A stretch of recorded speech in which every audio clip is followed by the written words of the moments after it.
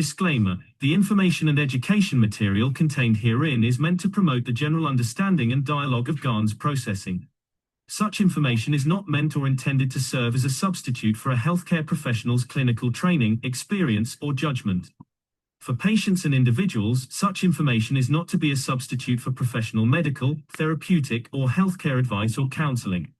For medical issues or concerns, including decisions about medications and other treatments, readers, viewers, listeners should always consult their physician or, in serious cases, seek immediate assistance from emergency personnel. Prescription information, procedures, and use of medical devices information should be undertaken only by properly trained and certified medical personnel. We specifically disclaim any warranties, express or implied, including implied warranties of merchantability or fitness for a particular purpose.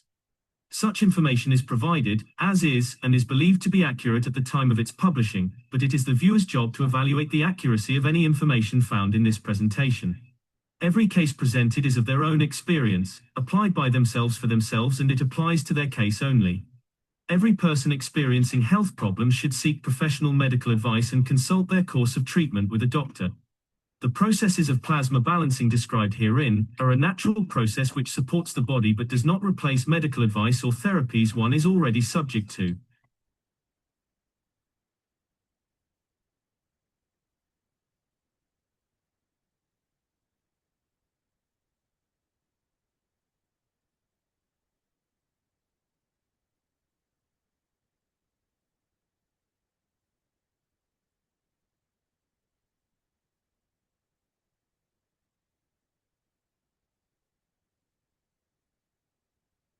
And good afternoon, everybody. Thank you again for joining us on the Kesh American Knowledge Team meeting. It's beautiful Sunday afternoon in some parts of the world, and we are still on that mission to bring peace to this planet, and all of us are part of the process. So let's see what we can do to make this a very successful process. So thank you all. So let's begin. And this is the Kesh Foundation Spaceship Institute, Teachings on Plasma Science. We're in the Intermediate Nanotech series. Today we're going to be discussing the Pico point. My name is Alexander. I am from Canada. It's the 13th of July of 2025. And this is a part of the Kesh Foundation North America Plasma Education Series. As you see, it's a continuation of many intermediate series. What we were trying to do was distill the information in a more bite-sized manner, and we've almost created a monster of its own. However, it also represents a progression over the years, how we acquire the knowledge and how we continue to gain more and more knowledge, and how our viewpoints have changed over time. And in this particular nanotech series, we've been trying to make a point. We talked about the blank point, the inertia point, start point, Gans point. And today we're going to deal with that incredibly tiny Pico point. And there is a point to this whole discussion because it all emanates from the books of Marin Tavakoli Kesh, such as book number 1, The Universal Order of Creation of Matter, where we're bringing together the matter, dark matter, and antimatter. And then in book number 2, The Structure of the Light, which allows us to carry that information from one matter state to another matter state in a non-specific state, just to say that the structure of the light will allow us to do that. And then, of course, the origin of the universe. And we're a little bit more specific there because we see where we can, from one source, create the two universes, of which one is our sister universe, which seems to be very large. And then, of course, our little tiny man's universe. And of course, we aren't even looking at our own universe. We're just looking at that little dot in the universe, which we call Earth. And then on that dot, we are looking for an even tinier thing that we call our home. And then, of course, there's even tinier states of energy. And today we're going to be talking about an incredibly tiny one, the Pico planet. And so this is all contained within the One Planet, One Nation, One Race for Justice and World Peace, which Rick Raman and the Universal Council have been bringing forward for 386 weeks, because we are all on the same planet and we are all part of the humanity species. And we are all sharing this with other species, some of which we call horizontal and some of which we call vertical. And not only are we cruel to other species, but we are cruel to ourselves. And as such, we are not able to engage with other species that are sharing the other universes, which we're really totally ignoring, because we're not following the plasma rule. We think the higher strength eats the weaker strength, but really, in plasma science, the higher strength feeds the weaker strength. And so we have to really change our point of view, and each of us is responsible to try and convey that information so that in our own way, we can rationalize what is the conflict point and what is the binding zone. Either way, it's an inertia density manifestation. And so what you see is what you get based on what you do. And there is a connection to everything. And where does that connection go? So we are only looking at our energy binding, self-serving needs, and that's important because no one else cares for you as much as you do. That's a fact. But when we start to care about our energy binding needs at the expense of others, then that runs into conflict because they themselves are also concerned about their energy binding needs. And if you're stealing it and robbing them, then they are being depleted. And then the dominoes begin to fall where either they are in conflict with you because you're stealing that energy, or they're in conflict with someone else who they feel is weaker and therefore they can steal their energy. And so this has become, shall we say, a rule in our society, and we extend that to our eating habits as well. And so whether it's business, whether it's feeding, whether it's entertainment, it's irrelevant. All of these things are based in the same thing where the higher strength eats the weaker strength. And it's time for a change because we aren't progressing, because we're still following the commandments. And there were only 10, and now there are 24. And the thing about it is that these commandments are for us alone. And as I just said, we're not alone on this planet. So how come we get, to be chosen to have all these commandments? And, who is it that is assuming the authority to give us these commandments? So it is implied that the Creator has given us these commandments. But it then means that the way we were created with a deficiency, and that part is true. But that deficiency seems to be this slide with 24 commandments on how we should live. And isn't it interesting that kitty cats don't have this list and cornflakes don't have this list, and neither do fish? And it would be pretty hard to keep the paper from falling apart underwater, but that's being ridiculous. The point of the matter is that one of the key commandments is thou shalt not lie, and it is not specific. We will be using the word undifferentiated an awful lot, because thou shalt not lie is an unfinished sentence.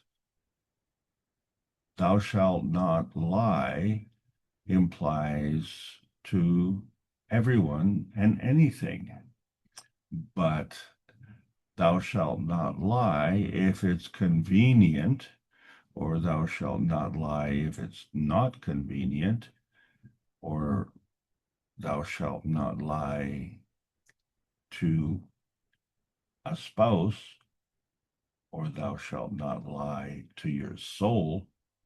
Well, it could be anything, but it's all inclusive. Thou shalt not lie. Why is that? Because you know the truth. And if you are lying to someone and pretending that it doesn't matter, then you're in fact lying to yourself. And at that point in time, I think you will be aware that you're a liar. So you can't fool yourself. Or can you? Maybe you can. Maybe you're a really good liar. You're lying to yourself and you pass through life and you're thinking, well, no one else caught me lying, so why should it matter? Well, it matters an awful lot because it affects our vitality. And so with respect to the vitality, it consists of both emotional and physical interaction. And that combination is gold, is worth more than gold, because it's the energy of the universe that allows us to exist and coexist. And so we get a chance to choose, are we just going to take the regular stuff or are we going to take the super stuff? And how come things are flying around us and we don't have the wings to fly?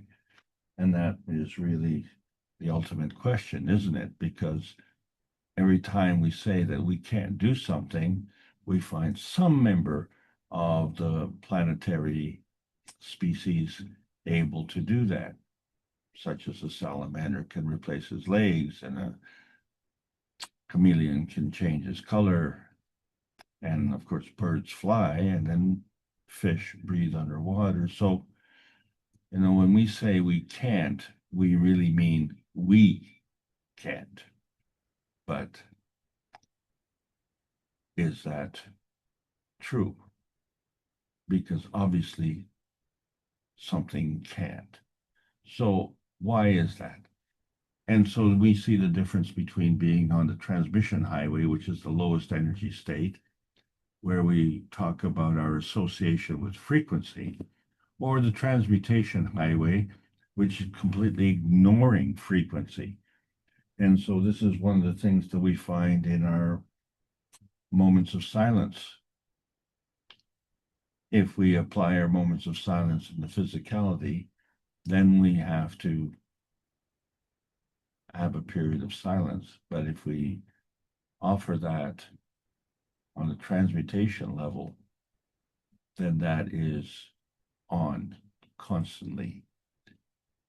And that's what we all need to learn, because forms of life do not take a holiday. In other words, many people have said to me, well, we'd like to know more about health issues, but right now we need to take a holiday. Well, we can physically take a holiday, but health issues do not take a holiday, neither do life issues take a holiday. So we cannot tell the world to stop. It continues to rotate, and the earth rotates around the sun, circles the sun, and of course, day by day, things continue. So it's nice of us to be able to, shall we say, delay things for a while, but we can't delay the consequences indefinitely. So in the process, always we have to learn about accommodation. And so that's why we were forced to teach the cups of life, They weren't the cups of the pandemic. They had to enhance our inner strength, our emotional and physical strength. And it led the path to learning about the nanocoding process of the monatomic sciences. So here we are discussing the nanotech, and we see all of these ganses that result out of it, and these are all radiance manifestations of different elements and different ganses. And we see that they're not elementary in nature because they are like carbon dioxide and calcium carbonate and zinc GANs and copper GANs and H2O GANs and amino acid GANs, and gold GANs. So they are not singular. And this is a key factor as well. And we're going to discuss that even more today, because even when we look at the cup of the soul, it isn't singular. It's bringing together an emotional cup, a physical cup, and a soul cup. And each cup has its own magnetical gravitational relationship, and each cup has its own soul. And collectively, all three cups have collectively a magnetical gravitational range and soul. So this is a hybrid system. And that's how our brain works. It too is a hybrid system, but now it's a reflection of the cup of the universe, which is not connected with wires. It is in fact wireless, but the functionality remains the same. We have the copper GANs, which is physical, and the zinc GANs, which is emotional, and the carbon, which is the environment. So 1 + 1 + 1 makes 3. But it's actually more than 3, because as a result of what's going on in our brain, we have a body that's also physical. And then that is functioning as a connection to something. So we know that our brain is connected to our body, and the brain is also connected to the universe. So it seems like the brain is at that junction point. And we are on the earth, which it too has a grand central junction station. And there are all the elements, and each of the elements have their own ganses. And so these are all derived from the nanotech process, where they are all brought to Earth, not by miners, not by humans, but they were here before we got here.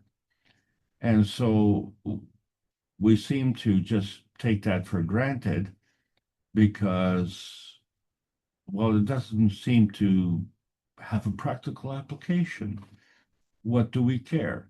As long as we can, shall we say, harvest it, or maybe the word should be exploit it, and should we be bragging that we could just dig it,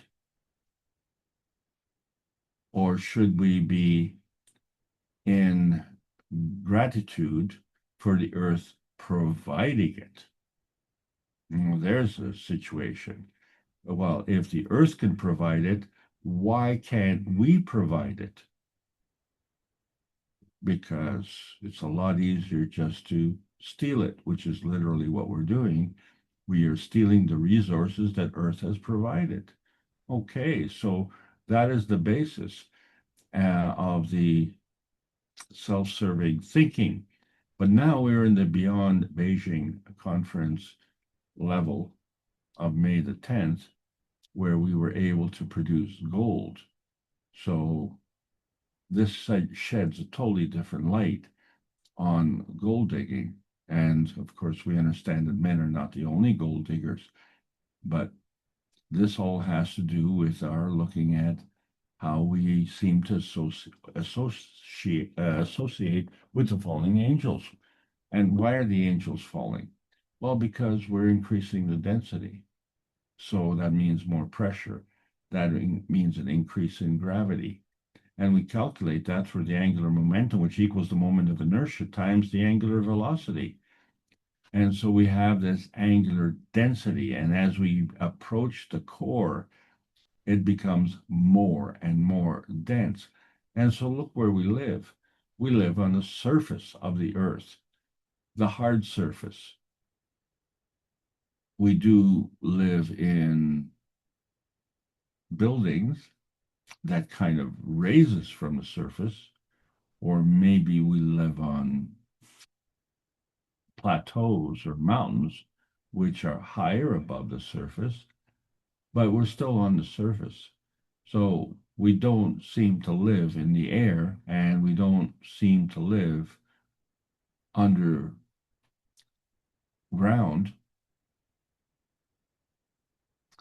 although we do go a certain distance underground, but we don't seem to live deep, deep in the core. So we are within that range that is close to the surface area. And when we look at the nanotech, we discovered that we could nanocoat a copper wire with caustic, and that nanocoating was actually a carbon nanocrystal. And that nanocrystal was undifferentiated because we could make a connection. But there's a connection and another connection, which means it goes in two directions.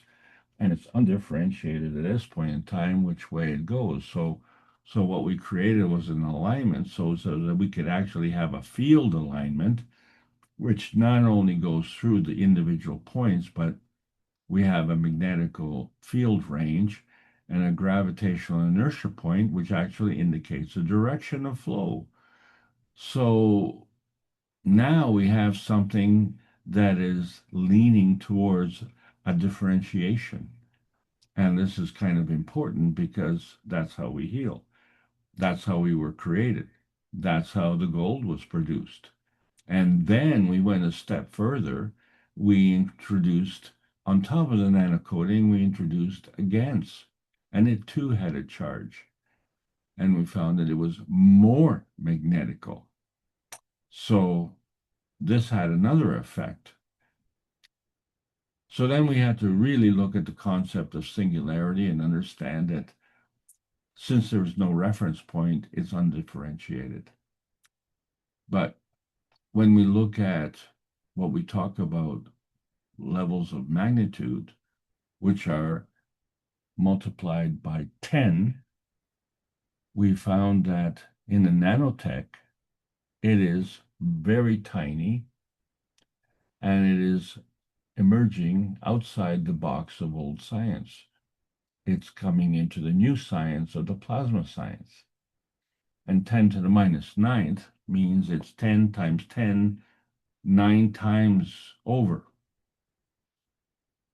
And today we're talking about Pico, which is 10 to the minus 12th. So it's 10 times 10, 12 times over.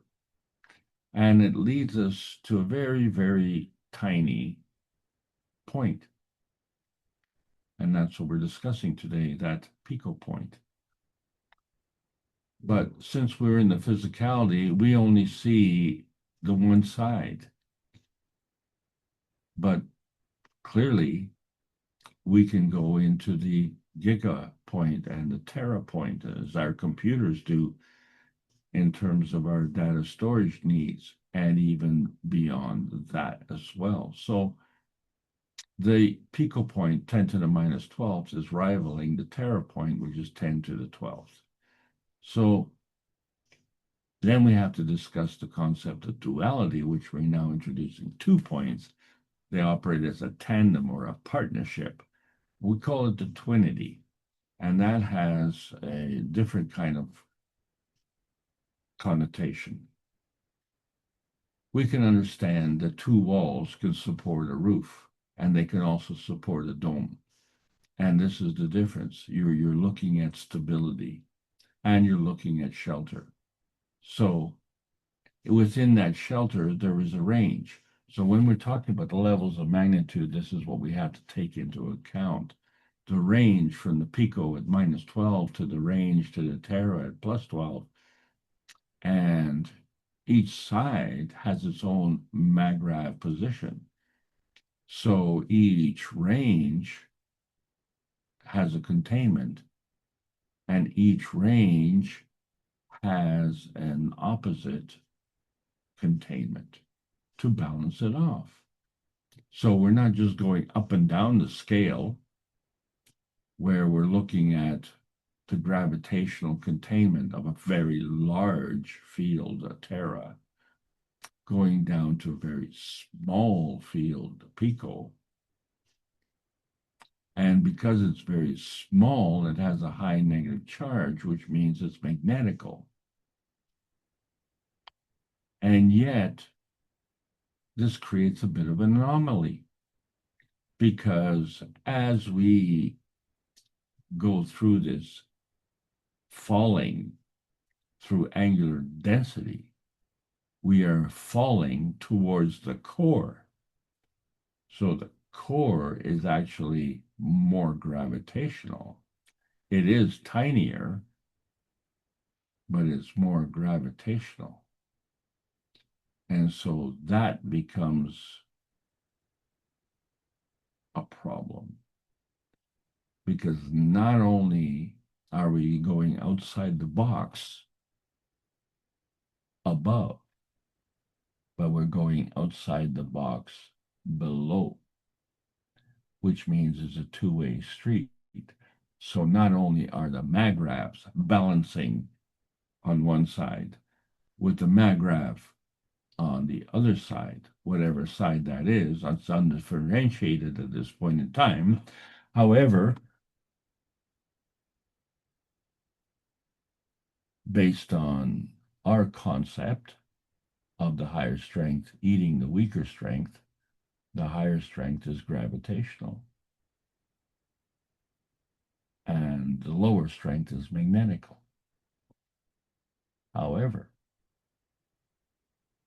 the magnetical has a higher charge. So the magnetical, as it gets tinier, becomes stronger. Well, where does that go?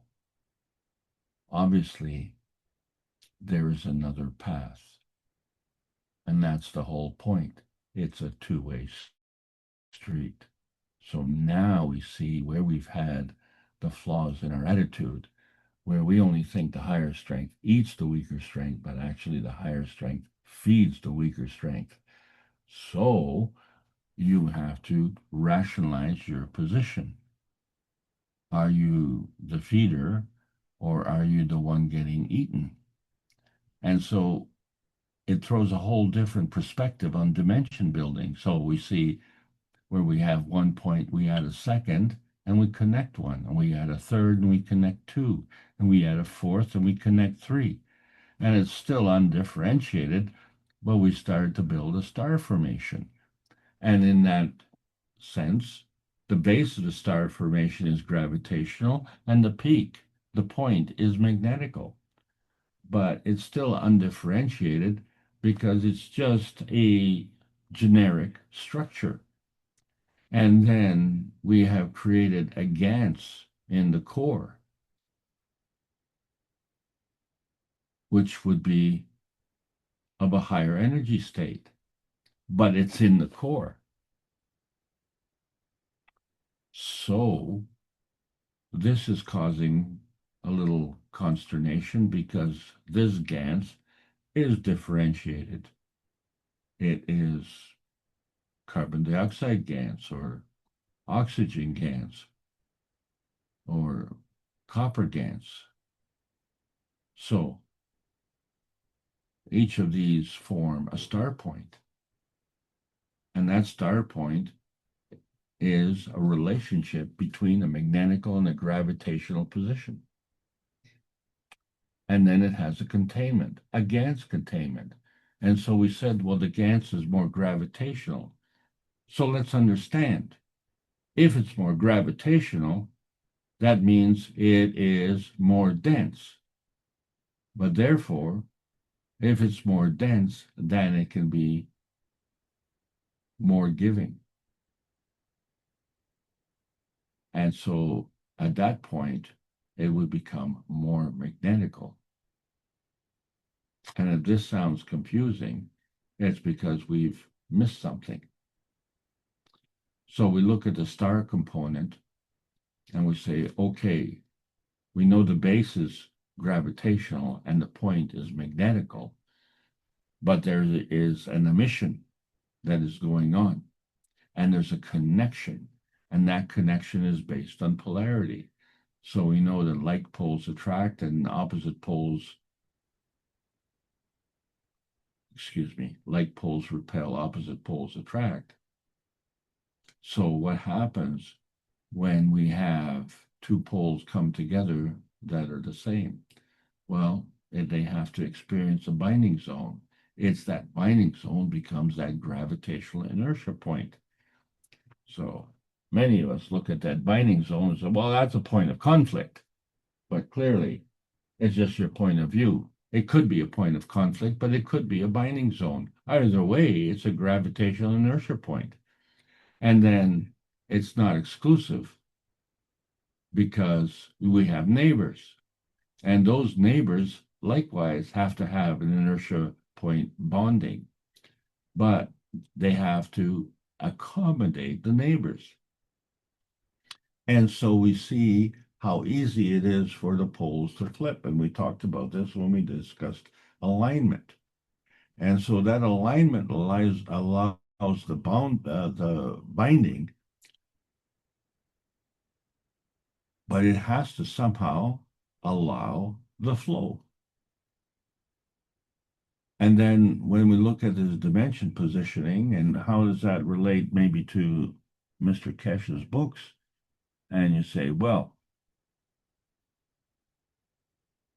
the structure of the light is going between two matter states. So book number 2, if you will, is traversing between two books of number 1. But since we're undifferentiated, is it traversing between the physicality and the plasma reality? Or is it just staying within its own state? Well, you have choices.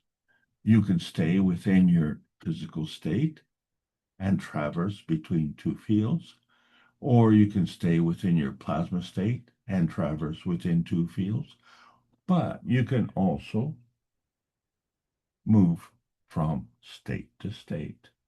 And so that becomes our dimension positioning.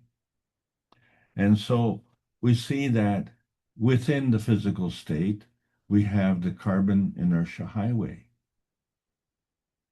And of course, we have different fields because we have different elements. And then, of course, there's what we don't see, because what we don't see is everything opposite to what we do see. Because if we didn't have this, shall we say, differentiation, then everything would just be one solid light. We wouldn't be able to see individual things. Oh, did you see that squirrel? No, all I saw was light. The light of the background, the light of the grass, the light of the tree, and the light of the squirrel. And I didn't see anything. So we need to have this contrast. And we can have this contrast in our physicality and in our plasma reality. So this sets a whole different question about dimension building, because we have overlapping connections. That's how we get that connection. That's how we get that contrast. But still, if it's undifferentiated, then what we know is we have a gravitational basis for our point of view. Well, where is that magnetical point of view? Well, yes, because each point becomes an inertia point. And so that inertia point then becomes differentiated.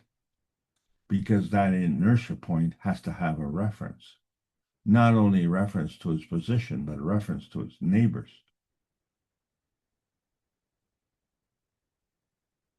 And then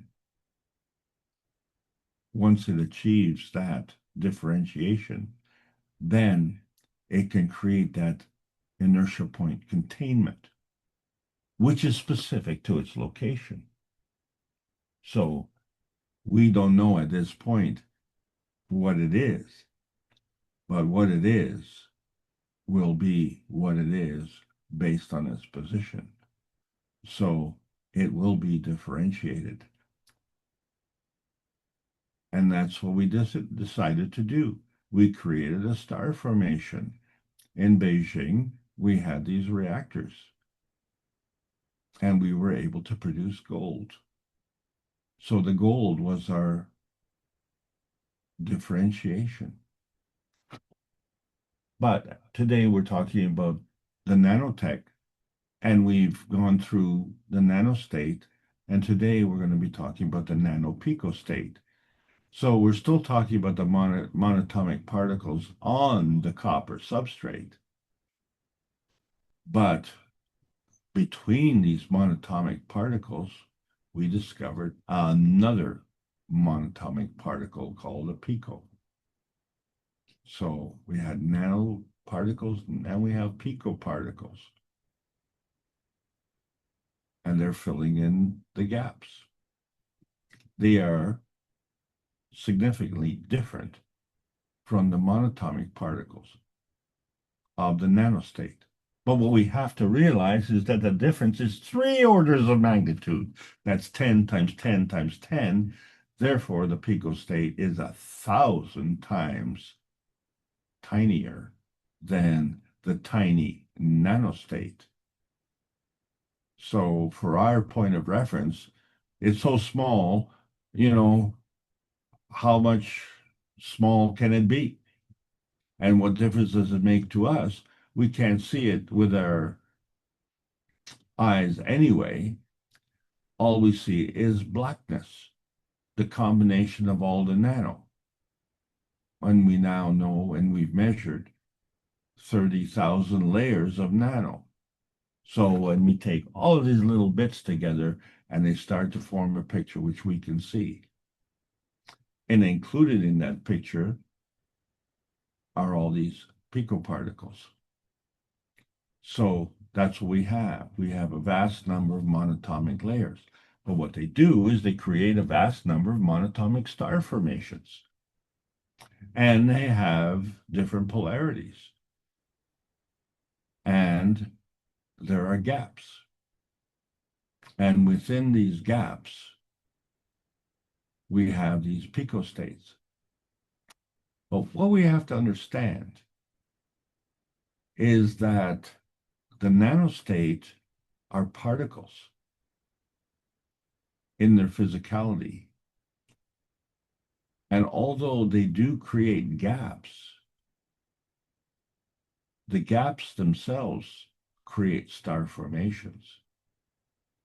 And the gaps are still there,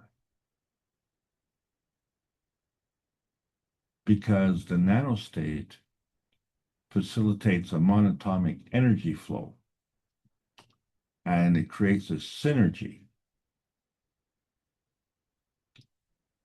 And the pico particles sit within the nanostate.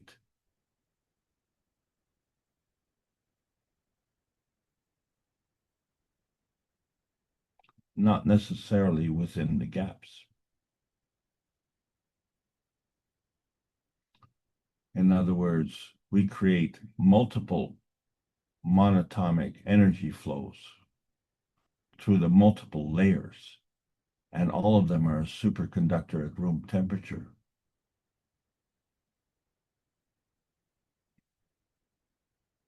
So when we're talking about the pico point, we say it's monatomic. It's 10 to the minus 12, which is 3 orders of magnitude smaller than the nanopoints.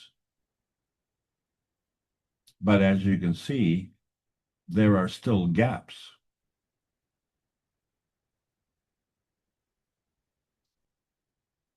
those gaps are in the nanostate. The Pico points aren't filling all the gaps.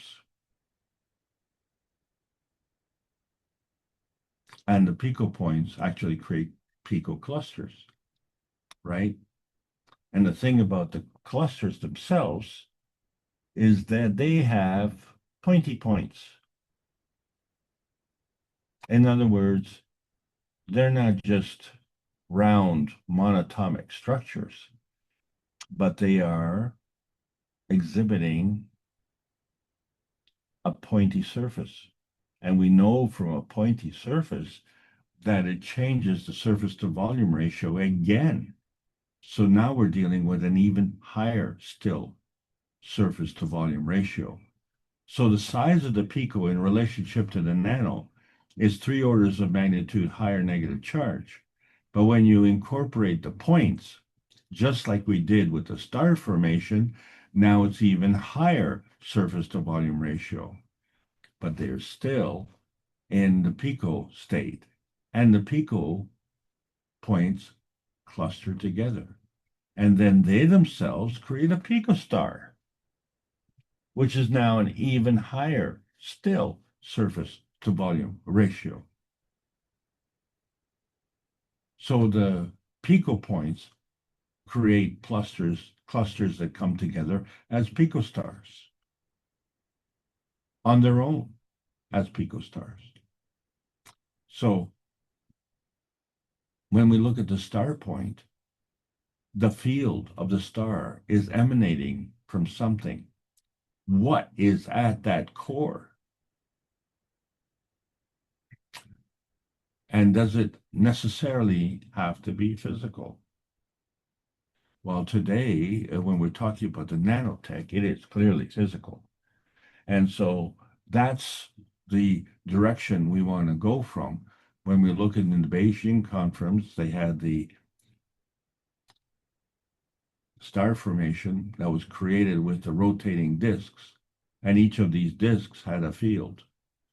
And each of these disks was in the matter state, but within the disk, in the balls, was a gas state.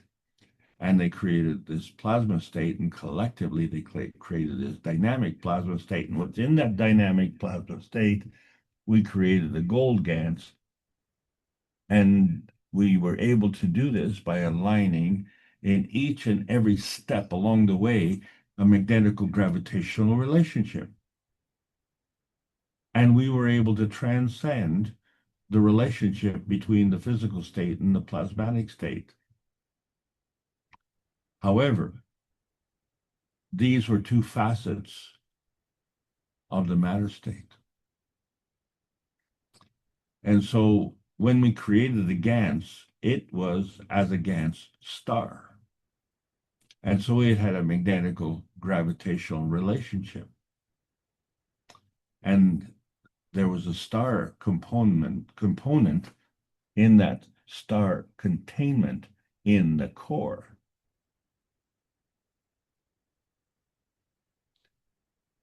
What was in that star containment? And so when we talk about it being undifferentiated, let's look at something that is differentiated, like an amino star. We know that that is a combination of hydrogen, oxygen, nitrogen, and carbon dioxide.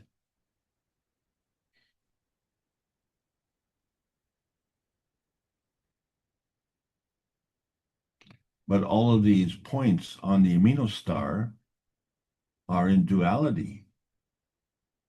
So the star itself is in singularity, but the points are in duality. And so each of these points becomes a monatomic inertia product. And so here we see the summary of what we call the Pico point, and we see in a Pico cluster where these Pico points migrate to that level, and then the Pico clusters form this Pico star. And these are all inertia products of this particular process at 10 to the minus 12th level, which is 3 orders of magnitude higher strength than the nano. And then within the star, we created this amino GANs. The thing about the GANs, as we discovered, it's highly reactive. It reacts to the emission spectra, and it facilitates absorption. In a practical sense, it's a natural lie detector. And then, of course, it becomes a natural love detector. So therefore, it's a natural communicator. You know, the Georgia peach is asked, how much does your husband love you? And she says, he loves me Cadillac.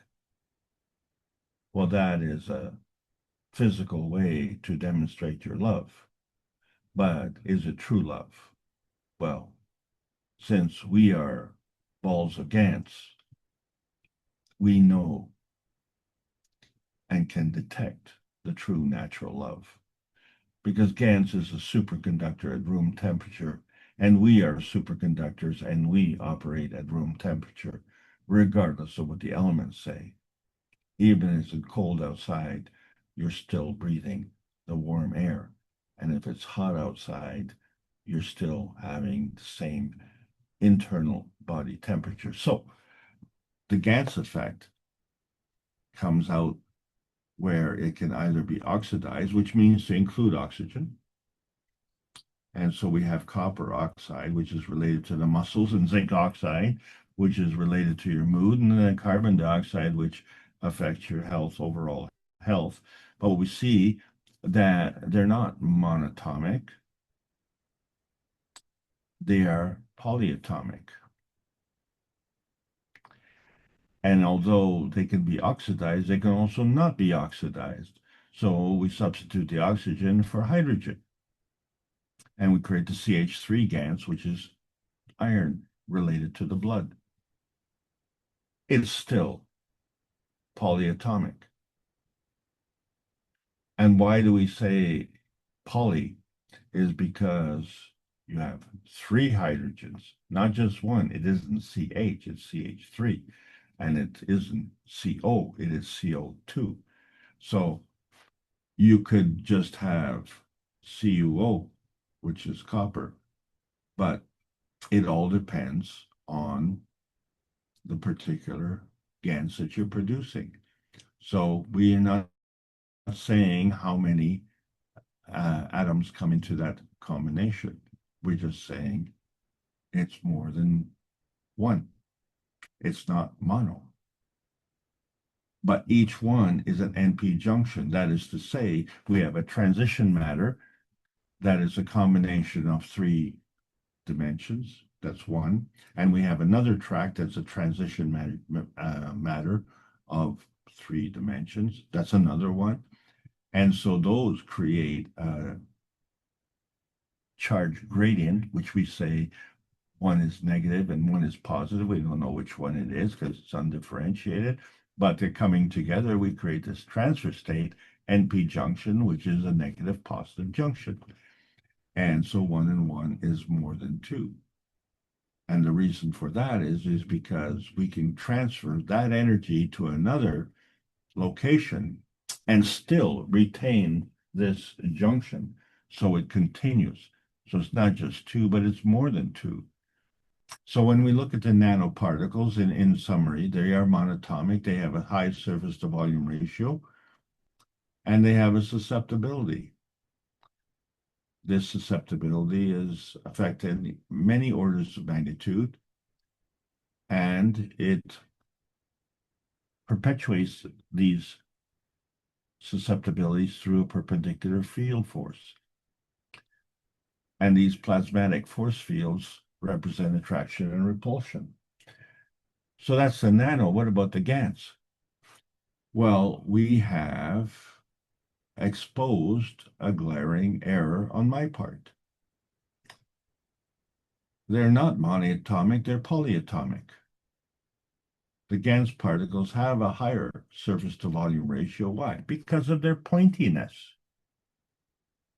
And they have a higher susceptibility because they've gone from 8 faces to 60 faces.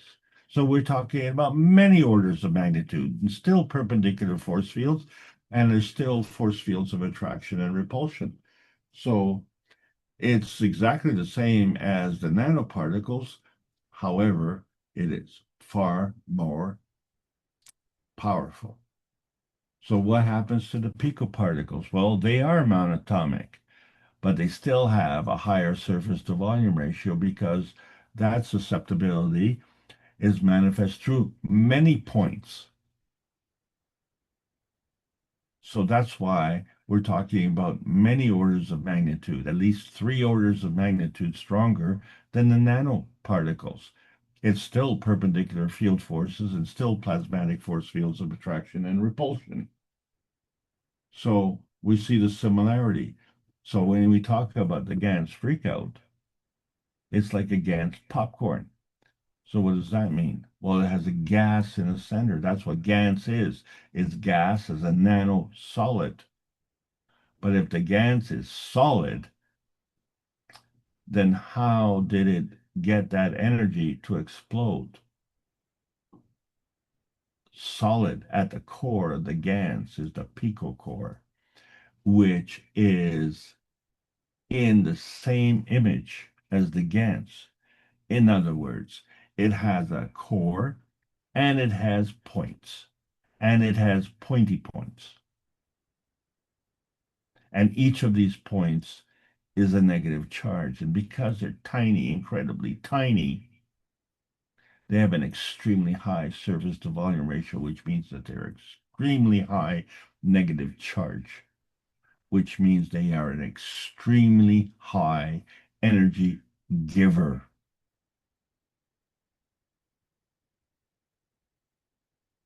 And so the Pico core is that bridge between the nano and the GANS. And so now we understand why the GANS isn't just a higher energy state, it's literally a GANS explosion. Each GANS particle is representative of the same kind of energy as our sun. Each GANS particle is a tiny sun. So look at the progression. We go from the nano point, which is taking us towards density, right? It's smaller, more dense. But when we get to the pico point, that is highly gravitational. And when we look at the GANS point, well, it's moving towards the gaseousness. And then on to the plasma point. So that is highly magnetical. So this progression then becomes a range between what we call power drawing. It draws in the gravitational intensity, or power providing the magnetical out tensity. Energy is always in motion. You can't stop it. You can only contain it, and you can give it direction. And that is where the differentiation comes in. So you want to produce gold, you want to produce copper, silver, silicon, whatever. This is the progression. It all is following the laws of the conservation of energy, where you have to balance one side of the equation with the other. But each side of the equation has its own susceptibility, and each one has to balance that between its own magnetical gravitational force fields. So what we're talking about is energy, so the potential between the kinetic energy and the potential energy, but not just the initial energy, but also the final energy. So you're looking at gradients and ranges in all sorts of directions. And not only that, but you can have energy transfer states. So you can go from the atomic state to the nano state to the GAN state. And then you have to balance off, and you can change energy from within the state, but you can also exchange energy from state to state. So how do we balance that off? And these become skill sets. And many of these skill sets, which we were born with, we forgot, and we forget them very early, and we don't practice them. Why? Because we're born with these skill sets, which is why we were born. But in our society, our energy binding needs are done at the expense of others who also have these energy binding needs, as I said before. So it's all about energy portability, right? Energy state transition, which we call elevation, is going from the physical matter state to the energy state, or inertia, which is from the energy state to the physical matter state. We have to recognize all of these states. We have to understand that each state is inertia product. That is to say, even if we look at like pH transition and how it affects energy portability, that could be done within a range, or it can go from one range to another, or it can go from one state to another. So as we talk about the pH transition and we look at the different potentiation layers of water, it's always splitting and always totals 14, but it always has two sides. And one side is due to a transition caused by causticity. And in that point, we have an unstable energy transition state, which means it's undifferentiated. So we have to balance that off and we get to choose. And in the beginning, we created this hydrogen dependency, right? So the source of the hydrogen comes from a connection, and that connection is manifest as carbon 14, and a connection is to the universe, which is carbon 60. So we see the representation of this progression through the connection of energy. And then we say, oh, well, hydrogen is not just hydrogen. It has a covalent bond with another hydrogen, and it has a different conformity, and it has a different personality. And one is orthohydrogen and one is parahydrogen. And they have an impact on the energy transition. And this now explains to us why hydrogen is at the number one level on the periodic table of switchboards, because all the Earth space range detail have a progression towards increased density. And the number of the atomic density is based on the protons, because hydrogen does not have a neutron. So the reference number is all based on the protons. But the mass involves the total mass of the atom plus its neutron. And as it becomes more dense, we go through the series of the periodic table of elements. And these elements only refer to the elements on the Earth space, not to the universe. The universe has a broader range, but everything that we need is on this Earth space. And that's a good thing, because that's why we're here. So going through this pH stairway, and it's on both poles, where you have this elevation through causticity and this inertia through maggrav positioning, and all the layers in between, these potentiation plasma layers. And they're all following the balancing of the fields. So when we look at the book number one, we see it as a representation of the nuclear feeding inertia. So each level is a maggrav. That is to say, it has a magnetical gravitational component, whether it's in the matter state, dark matter, or antimatter. And each state has a position that could be a fragment of the complexity, and each level is stable. It has a gravitational stability. That's why we have these elements. But they also have a dimensional portability, so they can continue to be produced. That is why when we bring these three coming together, where 1 + 1 + 1 is more than 3, is because the nuclear feeding continues. We don't give it up. We don't sacrifice it. We just have to figure out the MAGRAPH pathway. There are two pathways, the attraction and the repulsion. So the attraction, of course, is the gravitational intensity. That's part of the feedback. And the magnetical intensity, outtensity, is part of the feeding. And so when you look at the two extremes, they are represented by the electron, which is very tiny, and the neutron, it's still tiny, we can't see it, but it's much bigger, like 1,849 times bigger. But in the beginning, we see that the neutron came before the atom and the PM tick. So the neutron is bigger than the atom. But the atom is a combination of the electron and the proton. So that does not balance. There has been a difference. And that difference is the PM tick. So we take all of that into account. Then we say, okay, well, we see the light. Well, the light must have come from the darkness. Well, where is that darkness?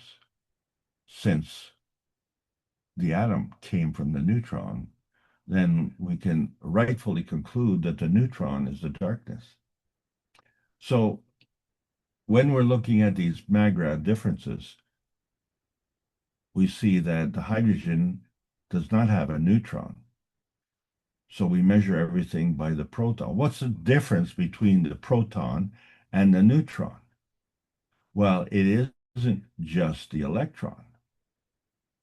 And we said the range of the electron and the neutron are at the opposite ends of the energy spectrum.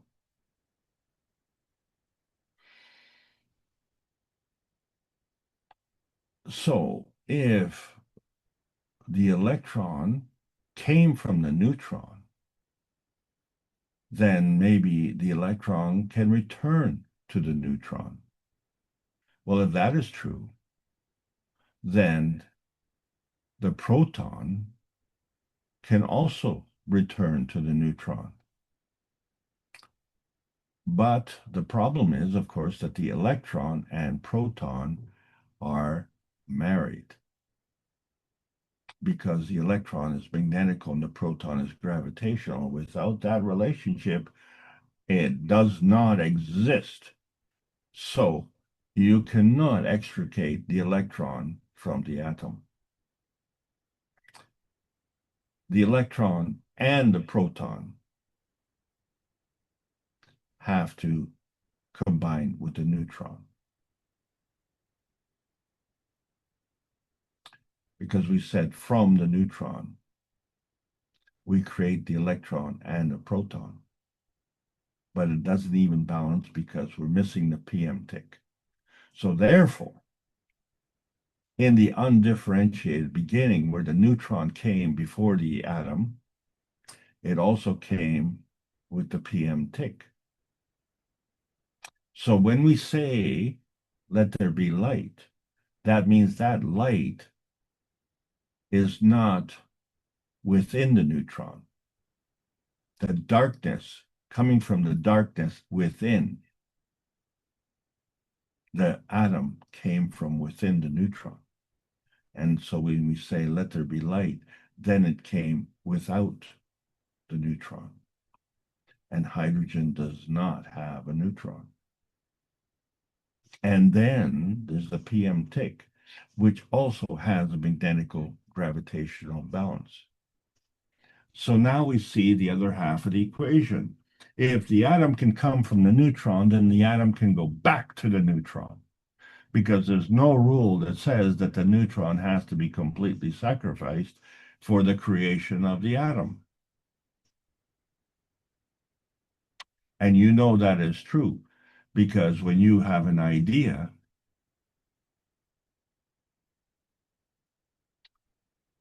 you don't disappear. Or if someone gives you an idea, your head doesn't explode.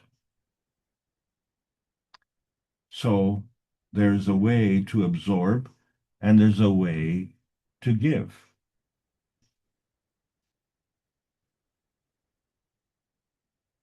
And this is all part of energy transition.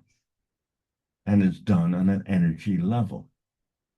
It's not done through physicality. So now we know that the PM tick is the principal matter, and it is highly magnetical because it's incredibly tiny. The PM tick is far tinier than even the Pico point. It becomes an energy pack. And wherever it goes, it brings together the antimatter, dark matter, and the matter gen through the plasma gen conversion. And then that is in a plasma state. It does not manifest into the physicality until it has an interaction with another field force. And that field force also is a maggrav. And when you have these two field forces interacting, now you have an inertia product that is highly gravitational. And we call that Earth. And so the Earth had to be here before we did, because we are on Earth. So we are within that Earth field, maggrav field. And that was created from the bringing together of plasma energies. And one plasma energy is stronger than the other, and there is a force attraction. And so we have a plasma GANs coming together where one is magnetical and one is gravitational, because no two energies have the same charge at the same point.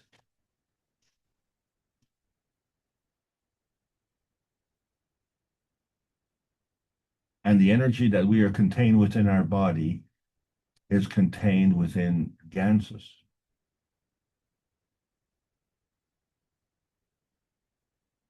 And they exchange energy through their structure. And the ganses on their own are undifferentiated until we say, hey, we have kidney, we have a heart, we have a liver, we have an eyebrow, whatever. Then it becomes differentiated. But it all stems from these different matter plasma dimensions. And some are physical, these are gravitational, and some are plasmatic, these are magnetical. But either way, they are matter plasma because of the nearness and proximity. They have to all be present. And we are only seeing everything as if it's physical. And that becomes our dominant feedback source. And we are feedback dominant as an acquired practice. We weren't born with it because neither was the hydrogen. There is a gravitational confirmation that is demonstrating this. The hydrogen came here as an energy pack. It was manifest through its emission spectrum of light, and it made it with a Pico connection. And so what we have is a gravitational tracking system.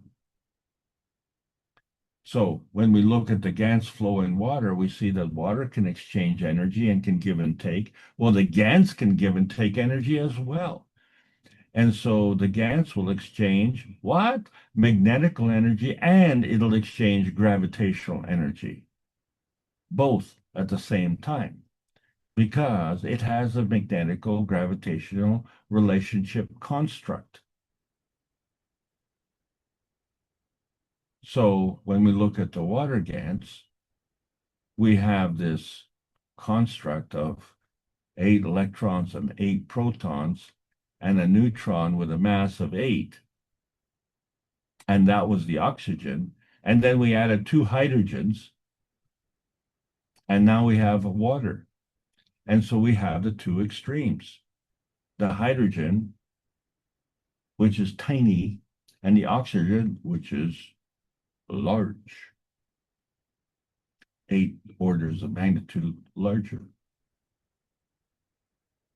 And then it contains a neutron. And so the oxygen also has the same kind of gravitational confirmation, and it makes the same Pico connection, and it has the same manifestation into its gravitational tracking. And that's why GANS has this affinity. It gives and takes energy as a solid on the physical plane, but as a gas on the emotional plane. And as a plasma gas, carbon dioxide is life-giving. We think of carbon dioxide as suffocating. Well, our body is a GANS spaceship.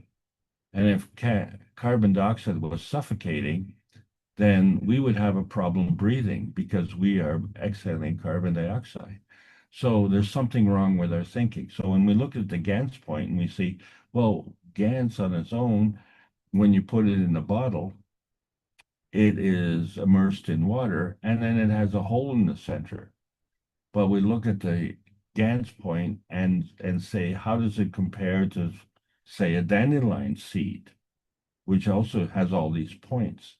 Well, that becomes the plasmatic manifestation point of all the energy coming together. So the dandelion head with all of these seeds looks like a giant GANS explosion. And it does indeed explode when the wind comes. All of these seeds spread out. So the GANS star has, on all of its points, it has a field, a combination that is representative of the amino acid structure. The amino acid, the building blocks of life. The vertical people, the horizontal people, the humanity species has it as well. And they're all based on this GANS star formation. Well, these are Pico seeds. These are the points that create the connection of the GANS in its physicality.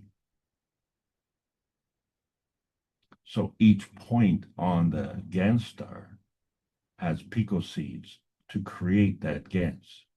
And the combination on each point creates a field strength. And the combination of all of those points into a star creates another combination. And that combination then emanates another field strength, which is an emission spectrum given off by the GANS. And that emission spectrum represents the source within that seed.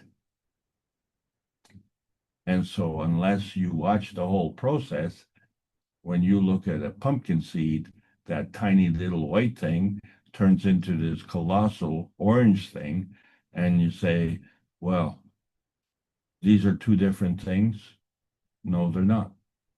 They're a progression of the energy transfer that comes from the seed and manifests itself into a pumpkin.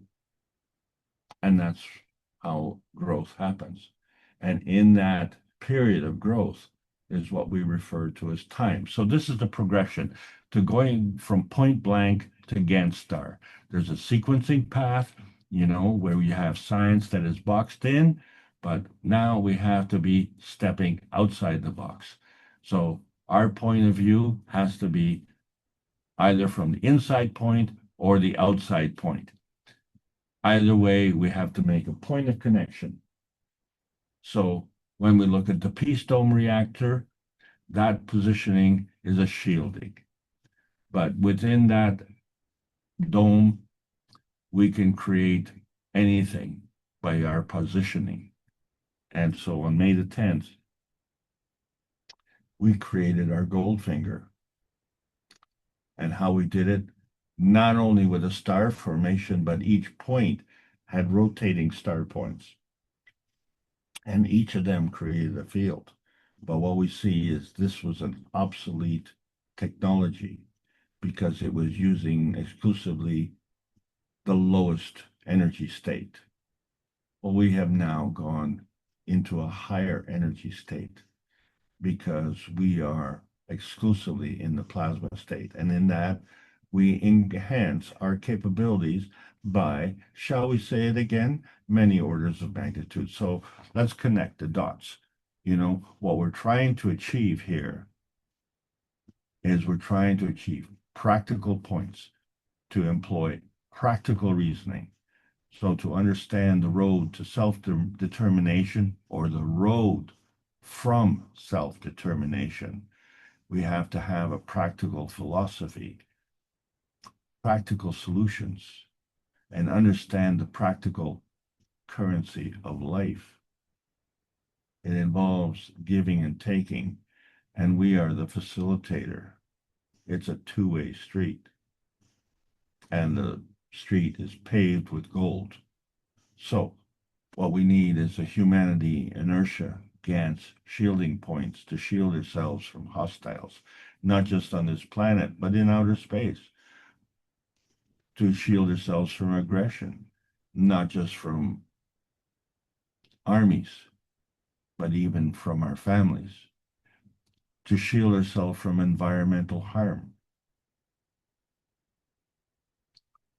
not just weather, but toxicity, to shield ourselves from fear-mongering, not just what people throw at us, but what we mentally construct, and to shield ourselves from abuse, emotional abuse, not just what others abuse us with, but how we abuse ourselves. When you say, thou shalt not lie, it's really important to not lie to yourself, because that is the highest form of abuse. And so we're headed into uncharted territory. So there are many stars beyond the nano-monatomic state. And so we see that scientifically we're covering the range from decay to radiation. And that includes our ancestral knowledge, because we are the technology.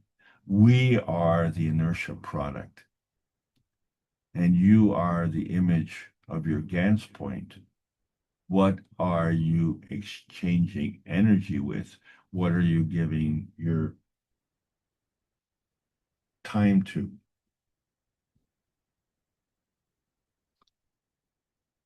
The universe provides our soul food.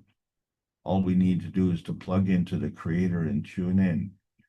But we're doing that already, but not 100%.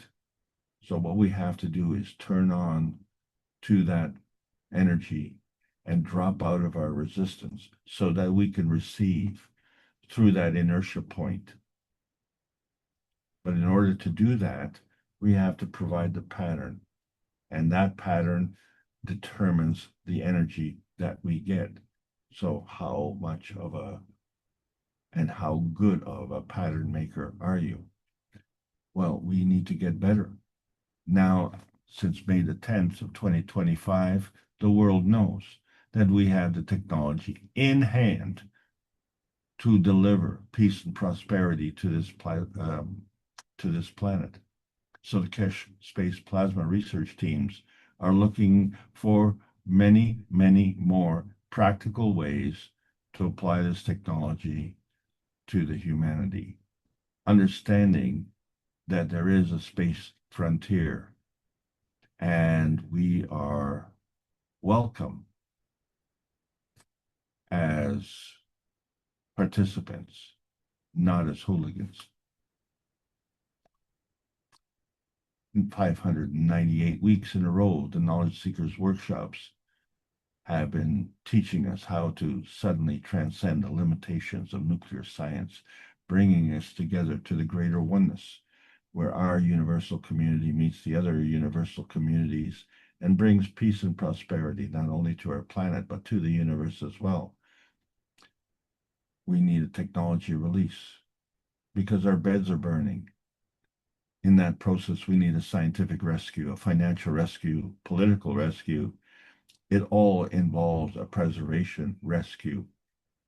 We are members of the universal community, and so we need to learn how to fly with a captain. And this month on, July 25th, we will have our third session on learning this process. And it's available to everyone because everyone is part of this dimension transition going from the universal creation of matter through the structure of light and the origin of the universe and back again.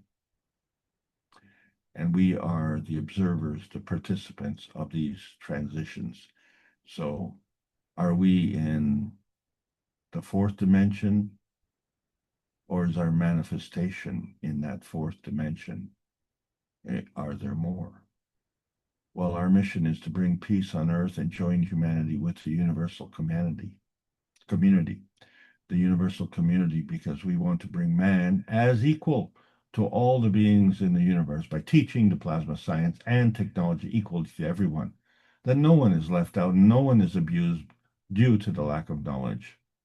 So help us achieve this goal. This is the Keshe Foundation, Spaceship Institute Teachings on Plasma Science, welcoming all the beautiful knowledge seekers. We are learning about the new selection process of the new plasma science. Yeah, we get to choose. We have to start with the World Peace Treaty. Choose that, sign it, but sign it with sincerity, because the point of the true nanotech is to maintain an integrity. So don't lie to yourself. The peace dome of outer space can be an umbrella or a fountain. Is the inertia of the present governed by the dimensions of history? Only if we allow it. Is it time, or it is time to learn the history of self in a universal context? So we expand our fields, our schemes of reference. The inertia of a peaceful self can migrate as a superconductor. The Pico point is the emotional concentration that is between our belief and our experience. Plasma science needs to continue to be delivered daily via the Peace Dome in a practical exchange for peace on earth. So welcome to the new golden outer space age. And this is the end of the session. I really hope you enjoyed this class, and I hope you had fun. You can undo your seatbelts now and relax. Thank you so much. Okay, thank you, Alex, again for a deep sharing your understanding, and hopefully we've become more enlightened step by step, even if we didn't realize we were becoming enlightened. As Mr. Keshe says, he's teaching through the soul. But let's turn it over to the participants to see if any thoughts have arisen, anything you're contemplating about, or anything you're taking exception with about what Alex mentioned. So let's hear from Yeah, Alex, that's interesting, and I appreciate the teaching. Really eye-opening. Now, question, the Pico, there has to be another magnitude smaller than Pico, right? We don't have the technical equipment right now to measure it. So when we achieved this level of magnification, this became a revelation recently. Yes. Because I'm going back to the principle 1 + 1 is more than 2. And knowing plasma that can always interact, it has to be a dimension magnitude smaller than that. Certainly. Ike, how big is large? Large is too large. Large is too large. You don't know. It all depends on.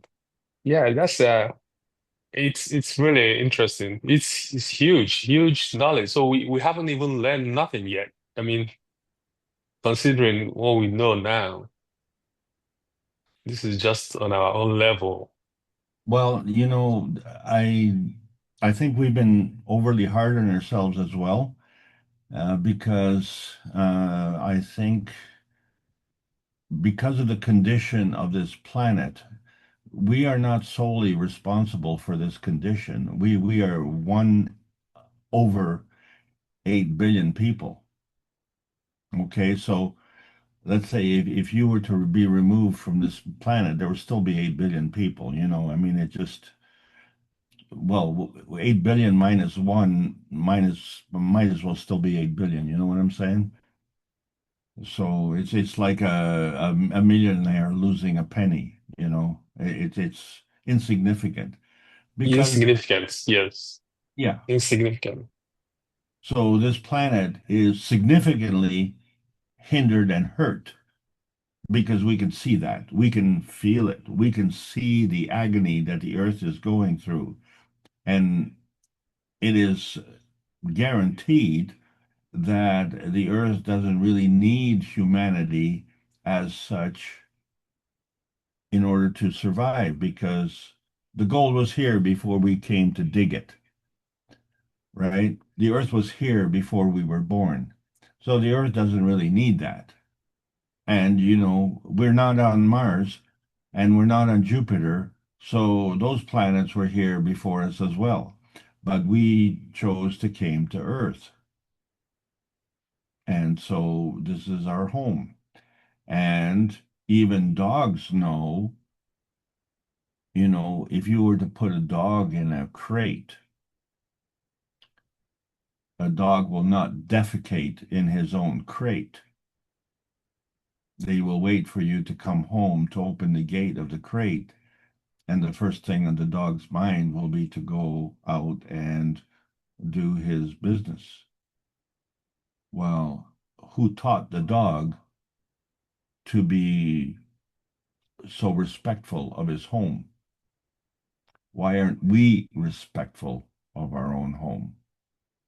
Well, it's okay, you know, you just throw the garbage, just throw it away. Well, where exactly is that? Give me a map and tell me where away is. But that's the way we've been brought up. Throw it away, live in a disposable society. Why not?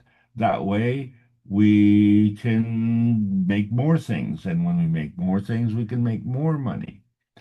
But that's not without consequences.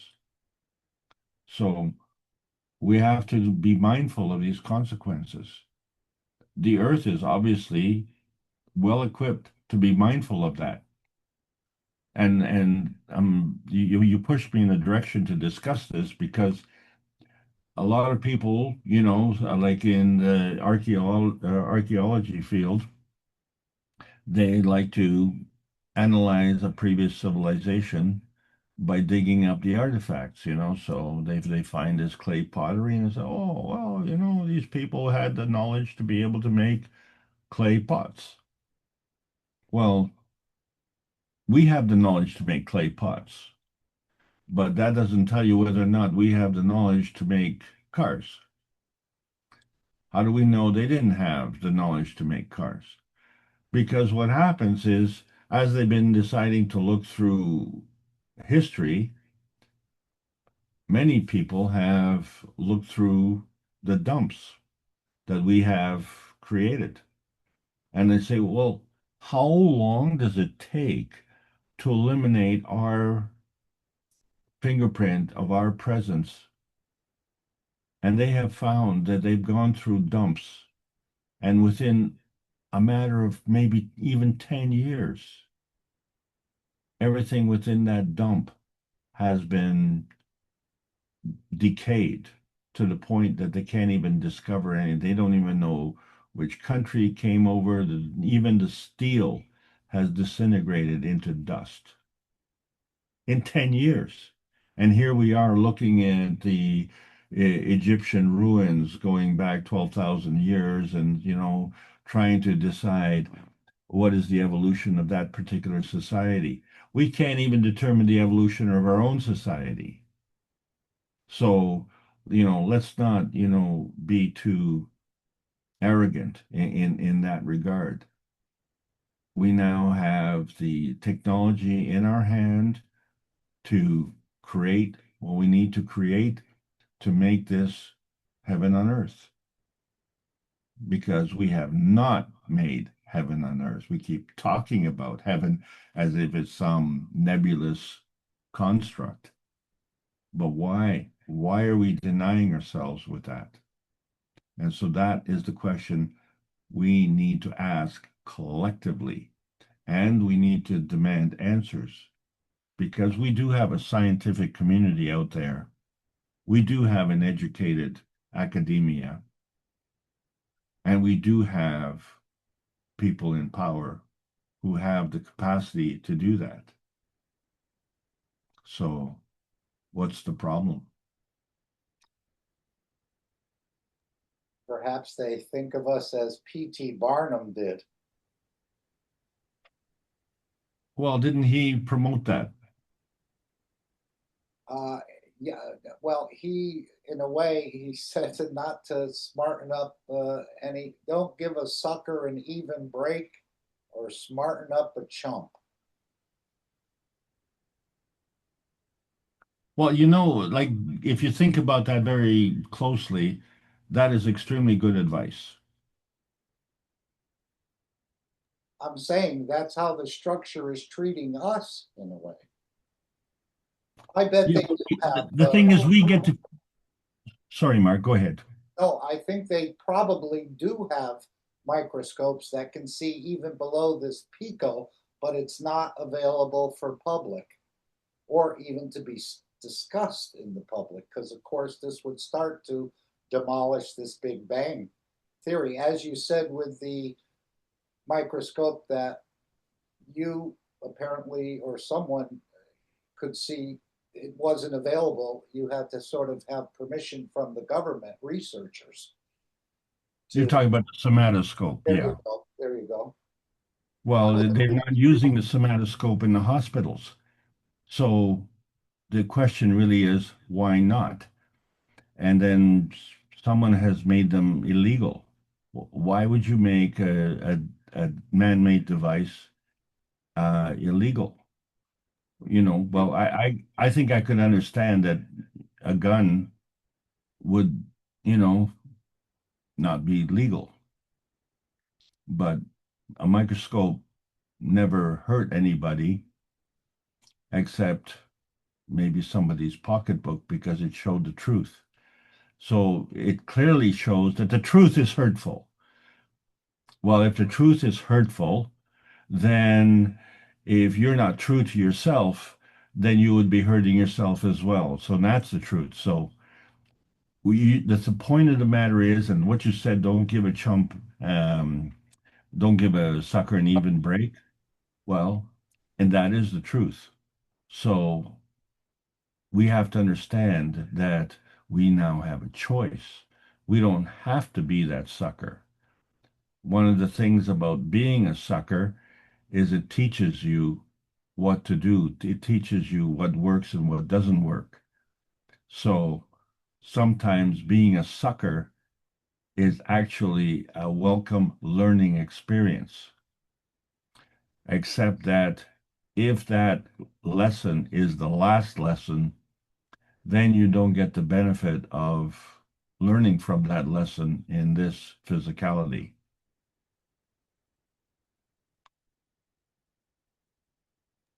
I guess it's like being in the Roman Colosseums, you know, they feed you to the lions and you don't know how to defend yourself. And, the rules of the game are they don't even care if you learn your lesson. Imagine you go in there and you kill all the lions. Well, your reward is that tomorrow you can do it all over again. And let's see how well you learned your lesson. But very few get a second chance. Well, I think humanity is in the position now of having a second chance. And the second chance means we have gone through that process of being a sucker. Okay. But we don't need P.T. Barnum to teach us because they don't want to teach us. We have to teach ourselves. And that's the point. Okay, let me just share the screen if I can for a moment. I did put what I thought was I said this is a synchronicity in a way.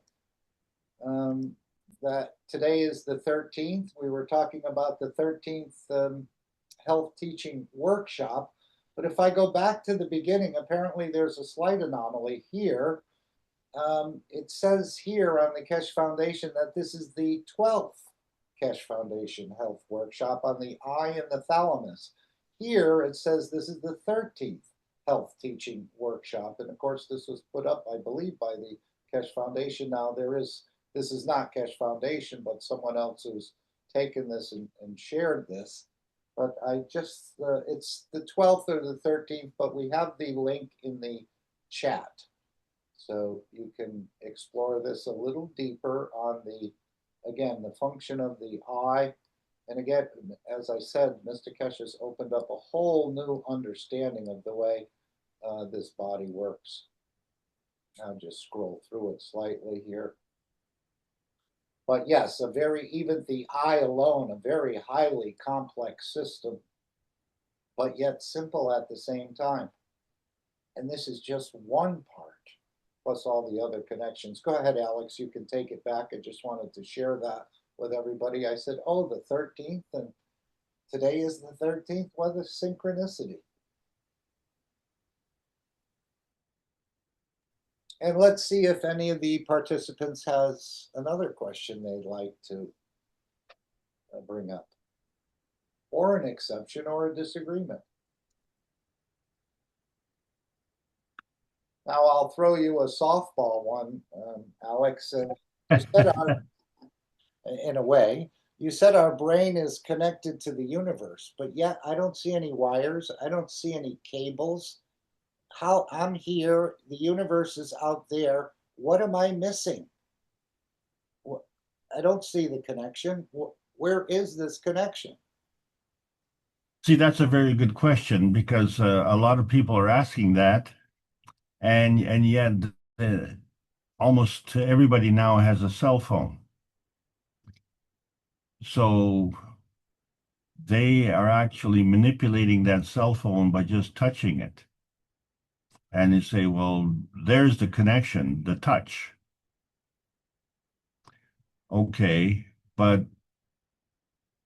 how is the energy going from your finger to the phone? So there must be an energy transfer. We think of energy transfer as connecting things with wires. That's true. When you put on a glove, most of the time the touch screen will not work. Well, that's another point. Yes. But what about the love between a man and a woman? Right? That's what the Georgia Peach says, you know. How do you know your husband loves you? Well, because he buys me a Cadillac.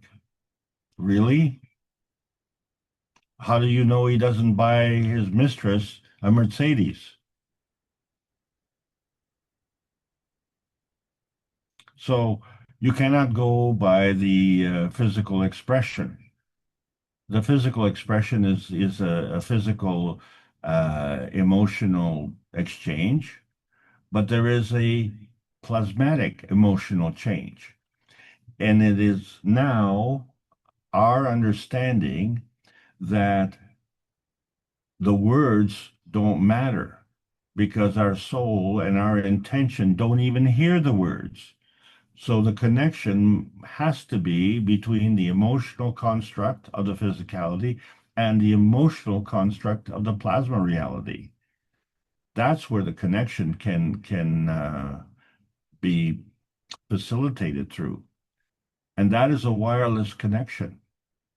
And so now we find out that the emotion plays a big part. So, you know, have you ever said something to someone and they maybe would blush, or maybe they would turn red with anger? So you're not hooked up by wire, but you have changed their emotional disposition. And you say, well, you're the one who's yelling at them, and that's why they change. No, nothing anyone says or does can affect you unless you allow it.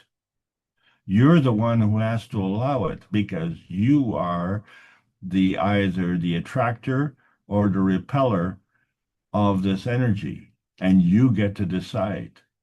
And most of us, you know, through, you know, what they call the herd mentality, just kind of go with the flow. And if you want to change that flow, then you have to hit what they call that hundredth monkey syndrome. And it takes a momentum shift. You have to hit this level where you have enough momentum to change the tide. But someone has to start it. There has to be a seed. So will it be a pumpkin seed? Will it be a rice seed, or will it be a chicken egg? Which seed are we going to take? Well, how about the creator? Wouldn't that be kind of handy, because he creates everything? And when you say everything, you can't just say, well, it's going to create all of this, but it won't create all of that. No, everything includes everything. So everything is created. So if you say through your scheme and you say, well, I'm just going to create this and this. I use this example to in a business relationship. It's like you want to jump into the pond, into the water. You want to jump into the water, but you only want to wash your left arm. Well, you know what? Your whole body is going to get wet. So you cannot dictate what you will extract specifically. If you are immersed in the universe, then you are a universal functionary. You can't just say, oh, I am, well, that's why they say, when you look at the soul, you don't know if the guy's a miner or a plumber or an accountant. You don't know that. And there's no dictation that says, well, you're born an accountant. Maybe that's something you like to do. Maybe circumstances allow you to do that. I used to be an accountant, okay? But I'm not an accountant today. I'm teaching at the Keshe Foundation Spaceship Institute. How did that happen? So you get to choose. So just a little funny here, you talk about buying the wife a Cadillac or buying the wife a Mercedes or something like that. You didn't mention Rolls-Royce. Does that mean if you buy the Rolls-Royce, you love the wife even more? Mr. Keshe was saying when his first marriage, when the wife, I guess they were going to buy a Rolls-Royce, and he realized when his wife was more interested in the color of the new Rolls-Royce than him, I guess it was time to exit, he said. Well, yeah,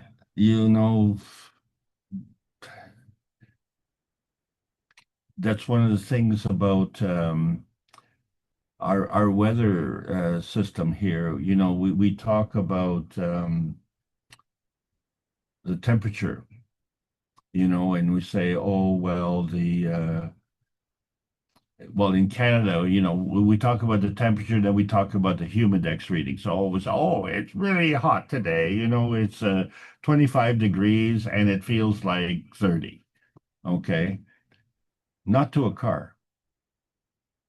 If it's 25 degrees, the car will do 25 degrees. If it's minus 25 degrees, the car will be minus 25 degrees. So, oh, it's minus 25, but with the wind chill, it's minus 40.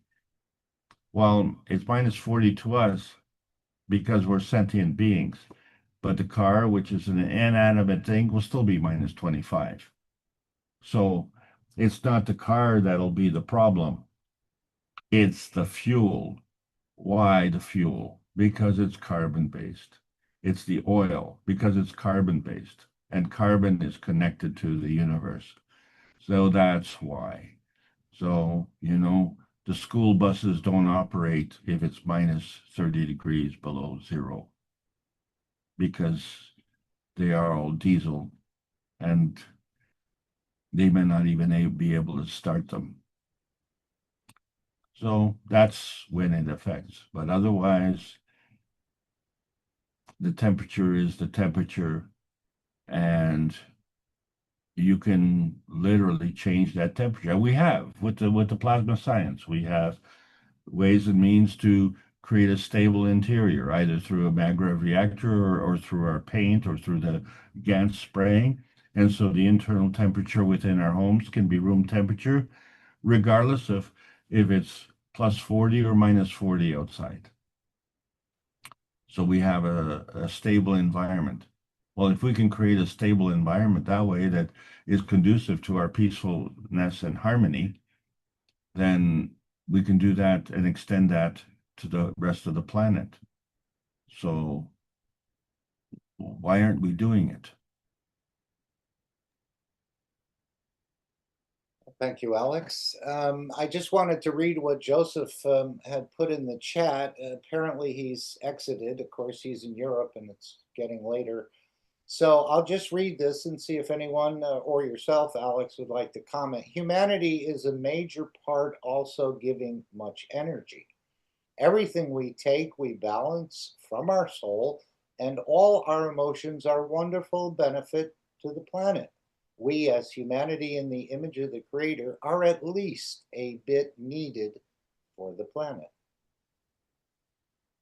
I was going to ask Joseph to comment on it, but he's gone.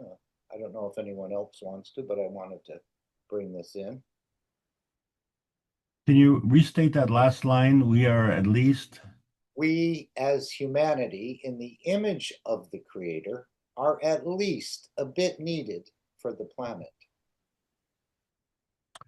Well, I would second that, and I would in fact emphasize that, and I think we are really needed by this planet. But what this planet doesn't need is more hooligans. That's what the planet really is suffering from. It needs to have something that is conducive to, well, heaven on earth.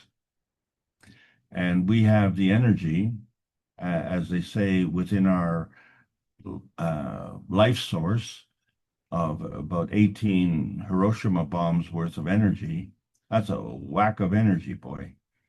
And so we have this capability. And it's a real shame when we don't utilize it. And so many of us are not getting that opportunity. So that becomes a waste. And you know, we take our finest physical specimens and put them in the military to fight for some kind of nebulous cause, and they come back crippled, traumatized, or in a box. We have to send our finest physical specimens to do that. No one comes back damaged without some kind of damage. No one. Everyone is damaged. It's 100%. So why are we doing that? Who's causing that? Do we need that? Well, it's interesting. We just made a short video on what he was talking about in the Middle East and probably other areas. This is a war of religions. Humanity has nothing to do with it. Well, there you go. Mark, if you don't mind, I have an urgency to take care of in the next 10 minutes. Okay, we can wrap it up soon, but let's go back to the participants. Is there anything anyone wants to bring? Maybe you just want to comment on how is this GANS a superconductor? It behaves as a metal, but it's not a metal, is it? It's a magnetic field or a nano of a magnetic field, but how does it act as a superconductor if it's not metal? Or behave as a superconductor? Well, I think we have to look at the sun and see that it too is a superconductor. So the sun is actually exchanging energy catalytically, right? It gives energy and that energy gets refreshed. So the sun is not expiring. So the GANS is like a little sun. And the reason for it is because it is able to concentrate its energy into all of these points. So one point has a high negative charge, but when you bring in a bunch of points, it's just like teamwork.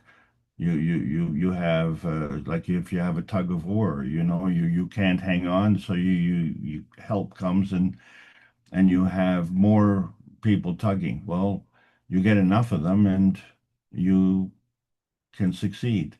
Well, the GANS has more than enough to provide. In that range, it is able to provide and refresh simultaneously. So it works as a catalyst. So it becomes a focal point for this energy transaction point. And energy transaction points are fundamental because energy cannot be stopped. It has to keep moving. So either it's going to stay within that field or it is going to jump from field to field. And it cannot stay in that field without engaging with its neighbors because there is no field in our environment or in the universe which doesn't have neighbors. You cannot extricate yourself from the universe. It isn't like you take a cork out of a wine bottle and just pop it out and say, okay, well, cork's in the bottle now, cork's out of the bottle. You're in the universe and now you're out of the universe. No, there is no away. There is no place to go away. Wherever you go, you're in the universe. So that concept is kind of hard to think about because if you think about it all and you say, well, like in the previous discussion with Ike, how big is large? Like, what is the maximum bigness? When do you come to the end of the bigness? Well, you could ask the same question, when do you come to the end of the universe? Like, what is outside of the universe? Well, we're talking about many orders of magnitude of realms that are above where we are. And anything that's outside of the range of, say, 3 dimensions, it's hard for us to conceive. We're just still having trouble grappling with our regular 3 dimensions of physicality. But if we look at our aura, well, that's another dimension, isn't it? But it too has 3 dimensions. And what about our brain? Our brain is distinctly different from the rest of our body, but it has an existence in 3 dimensions. So we have the capability of jumping between these 3 dimensions and other 3 dimensions, and we can move. We are amongst the fastest movers in the universe. But, Okay. our advantage is that we can move slowly through the physicality. And we have not been allowed to believe that to be true. But the more I'm working with this plasma science, the more I'm seeing that this is a feature of humanity. The physicality is a feature. And it doesn't have to be misery. It can be wonderful. And this is the allure of being in the physicality, because there are some things that we do physically that is absolutely totally rewarding, satisfying in so many different ways. And you compare that to all the things that are the exact opposite, and you say, well, maybe, we are not, very well, shall we say, evolved. Yes, we are. We are very evolved because we've evolved to the point where we can actually adapt to, shall we say, the harshness of Earth. But we seem to make it even more harsh than it needs to be because Alex, I know you have to go. Do you have time for 1 or 2 more questions? by all means, let's do it.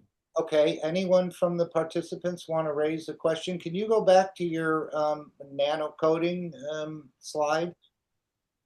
Okay, let's find it. Anyone from the participants want to raise another issue? Another question?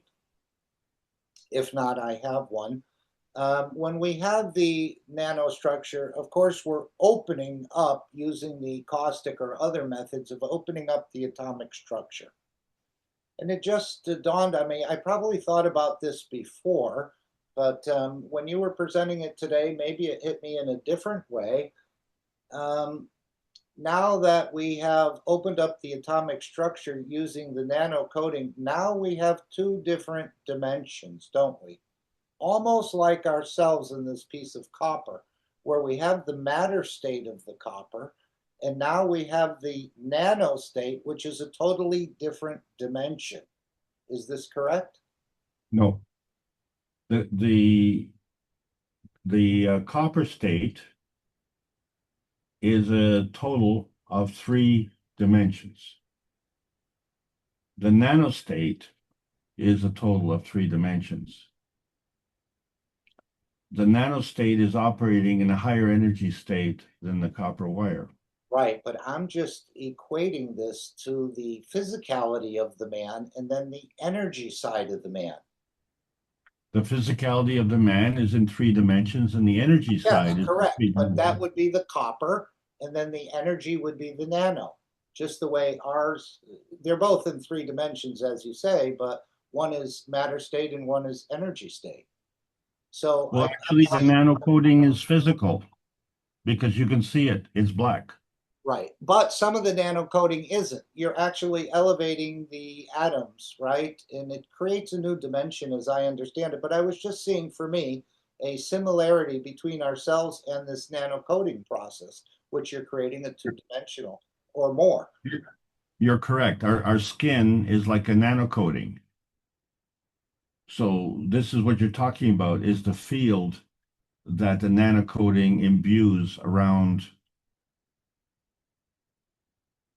Now, in the nano coating process, are all the atoms basically the same? I know as more atoms come up, they accommodate each other, or are there bigger, different atoms, or are they all pretty much uniform in this nano coating? They all have a common denominator, and it's very, very, very close. But they cannot be absolutely identical because they come from the cosmic rays, and each ray has a different path and a different time frame. Right? It's like a car. You say there's a convoy of cars, and they all arrive within a certain period, but the car at the end of the convoy cannot arrive at the same time as the car at the front of the convoy. So they may be only a few seconds apart, but it's not the same second. They cannot arrive at the same time, right? Because if they did, they would actually crash into each other, because one would want to go into a parking spot and the other one would want to go into that same parking spot. So the first one has to go in, then the second one can go in. And the second one has to choose because the first one has already been taken. So the choices is -1. The first car went in, took a parking spot. Now your choices are all choice minus that one spot. The next car that comes in will be choice -2 spots, and the next one will be choice -3 spots. And then all the cars will come into the parking lot and the whole convoy will arrive. And what are you going to say? Well, these are all the people that want to come to this meeting, and they all drove cars, and they all come to the same location. And this is what you're asking me. Are they all the same? Is one copper atom different than another copper atom right next to it? Yes. Why this is important? Do you recall that in one teaching, he said that the GANs that you produced last year at this time is different from the GANs that you produced at this year at this time? Of course. So that's an excellent question you brought up, and it allows us to demonstrate the answer. What he suggested was take all the Ganses that you have produced, and let's say they are all, for discussion purposes, CO2 Gans, and you put them all together. What do you get? Now you get a blend of all of the CO2 Ganses. They are still CO2 Ganses. They have a common um, inertia point. They're all CO2, but they're representative of what? Section of time. The time from when you first created that GANS, say at this point in time last year, and the GANS that you created at this point this year. So they were all created within that range. And so the representation of the energy fields that are emitted from that GANS will be a collective of all of the GANSes in that area. So what does that mean?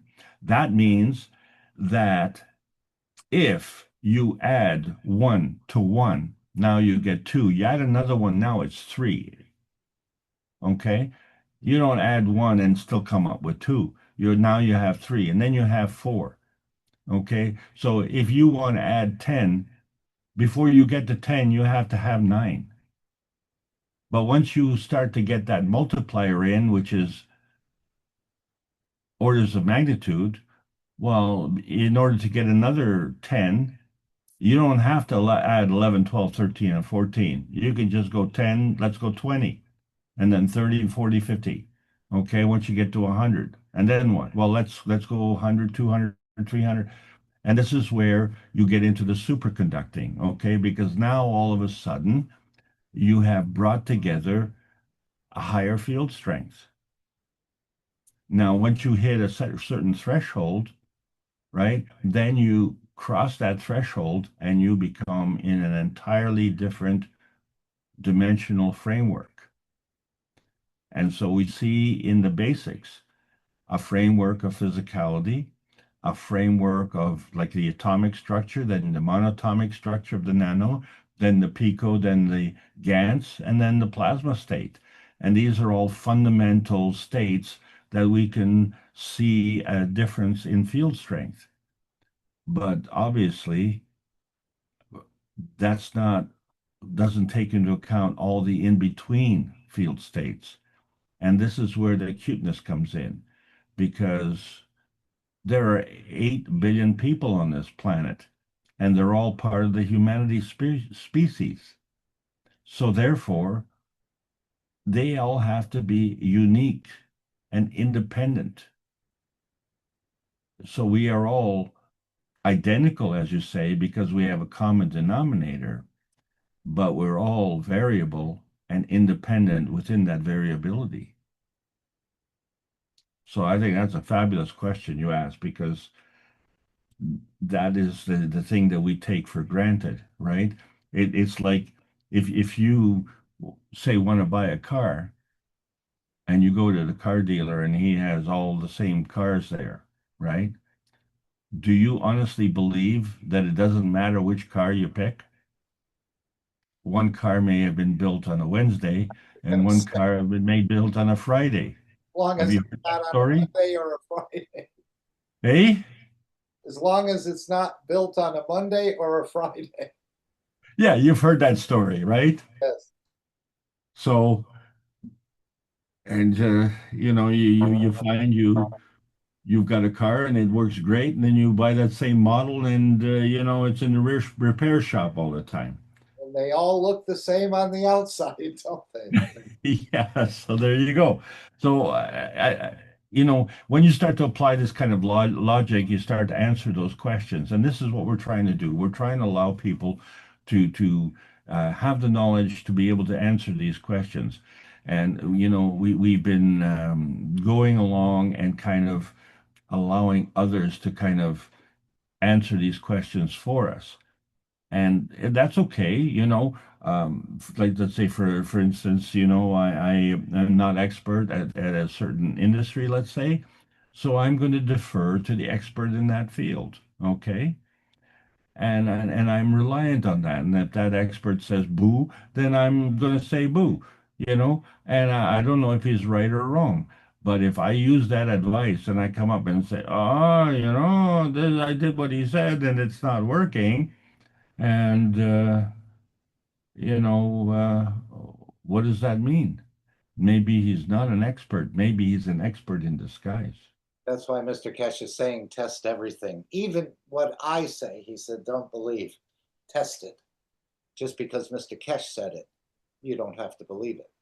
You need to test it. Randy, I think you wanted to say something before we close.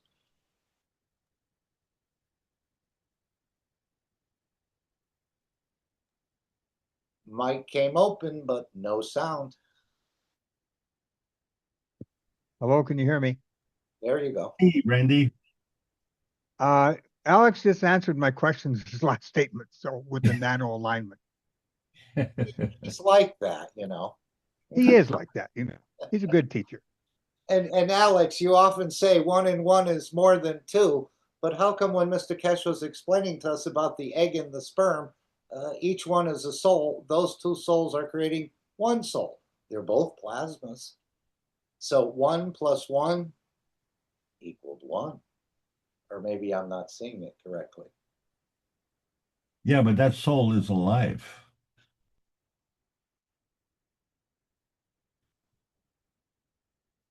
I'm going to go back to the cat thing because it's happened so many times. Someone, came to me and said, "Oh, I've got this kitten. The mother was killed by a car." Well, the kitten's only days old. How does this kitten learn, the attributes of being an adult cat? I can't teach it, I can't. It's hard for me to think like a cat. What am I going to go to? Well, here, kitty, here's how you go and paw at the ground and dig a little hole, and here's how you chase this and go that. Just throw a ball of yarn on the floor and watch what the cat will do.